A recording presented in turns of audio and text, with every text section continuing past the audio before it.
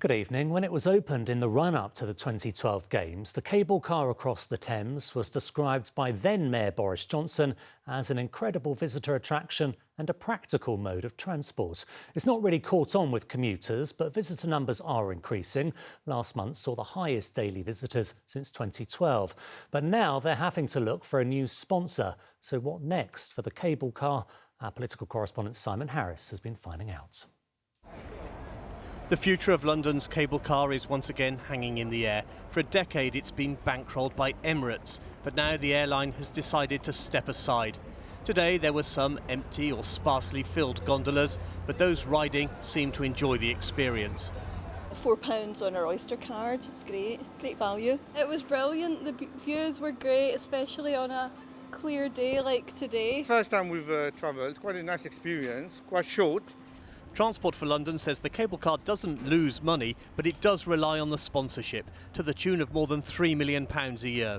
We're going to be speaking to other sponsors about the future of the cable car, but it's now an important part of the landscape in that part of London, and we're hopeful that we can find a new sponsor. But Sadiq Khan wasn't always a fan. The cable car was commissioned by his predecessor, Boris Johnson, and when Mr Khan ran for election, he was willing to scrap it. It costs £5 million a year to subsidise the cable car. As soon as I can, I will stop paying any money at all to the cable car, and if that means it closing, so be it. The Mayor's change of tune might in part be down to this, the Crystal.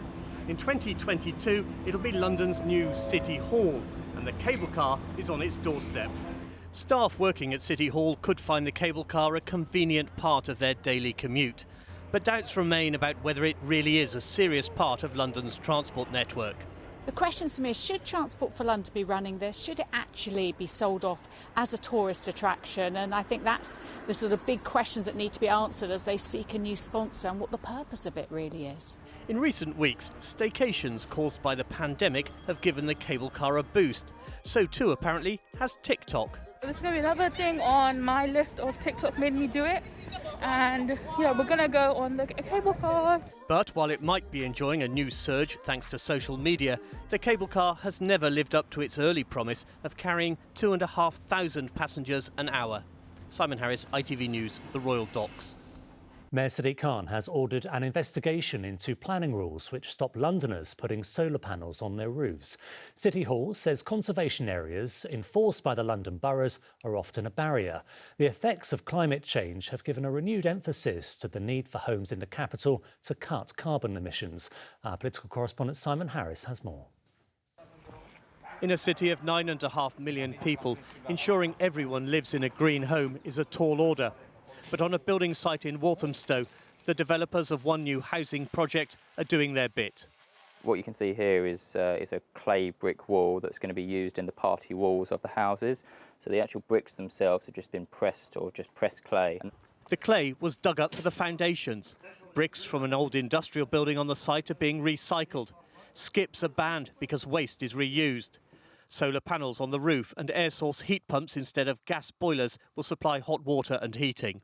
The residents will have little to no utility bills, certainly not from an energy or electricity perspective. So that was really the driver here, because our demographic has traditionally been first-time buyers and young families. So if you can shave, a few £1,000s off a running cost of a home every year, it can have a massive difference.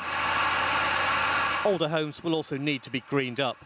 The owners of this 1930s cottage at West Byfleet in Surrey are hoping cavity wall insulation will reduce their carbon footprint and their heating bills. We want to make it as ecologically friendly as possible and, just want to make sure that we're doing our bit for the environment. Some homeowners take advantage of government and local council grants, but is enough being done to advertise them? That's where the issue is. I think it's been left quite a lot for the industry people to do their own sort of marketing awareness, and actually there needs to be such a big education change in the country that it does need to be led probably by the government a bit better now. We need to make sure that everyone is able to benefit from better insulated homes and and homes that stay cool in heat waves as well, because the extreme heat is as much of an issue for people's health as extreme cold. This summer, Londoners experienced a series of flash floods. They were blamed on climate change. The government wants the UK to be net zero by 2050. The Mayor wants London to be a net zero city by 2030. And Simon is in the Late Debate studio for us this evening. As well as discussing the challenge of making London homes greener, we also have an exclusive interview with the boss of Transport for London. Andy Byford will be here to answer questions about bike lanes, driverless tube trains and how to find enough money to keep TfL afloat.